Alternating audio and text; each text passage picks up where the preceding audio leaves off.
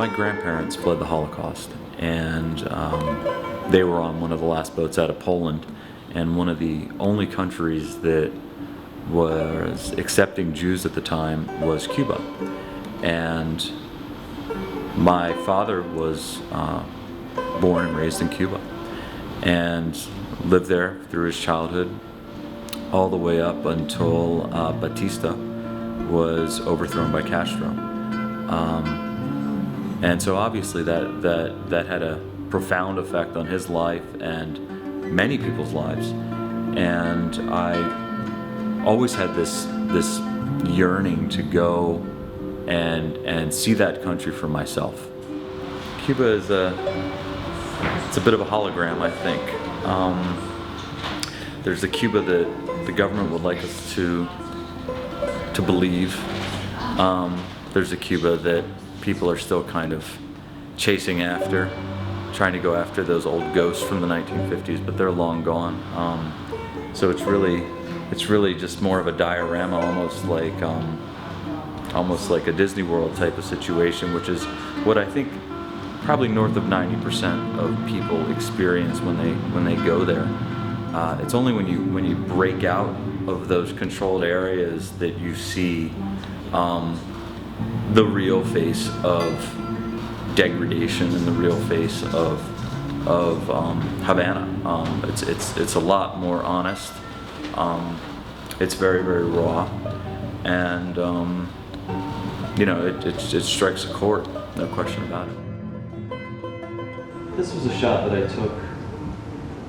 It's an old theater in Havana, and I asked for a tour, and they let me in to this gigantic space. It was like a void, and it was pitch black.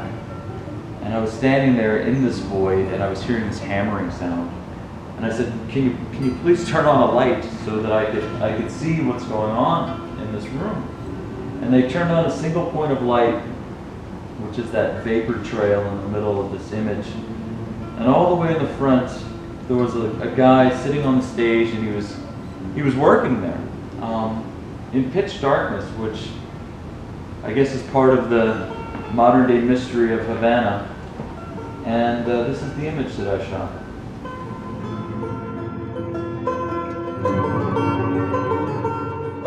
It was a really cool block of time when Studio 54 was having its heyday.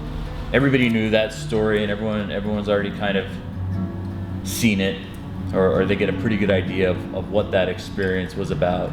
But there was the inverse of that, and the inverse of that were for all of the cool kids that didn't want to have anything to do with the Studio 54s of the world, and they went to a place called the Mud Club. You had Basquiat, you had Warhol, and people of the moment, and they all kind of slammed into this one space and created this authentic moment in time. And we wanted to bring that back. We started the process of building a fragrance to celebrate the essence of Mud Club. That's what we've been working on. What I find so fascinating about scent is that it really enables someone to transcend time.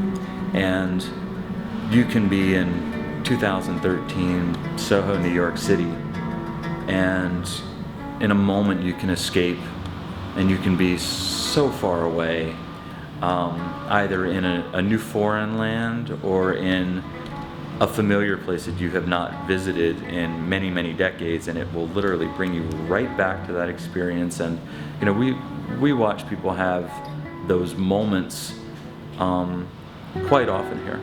I think out of all the products in the universe, this is really where there is indeed that magic in a bottle, and so many companies and so much marketing is spent on creating this magic, and most of it doesn't exist, and I think in fragrance it can, if it's done well.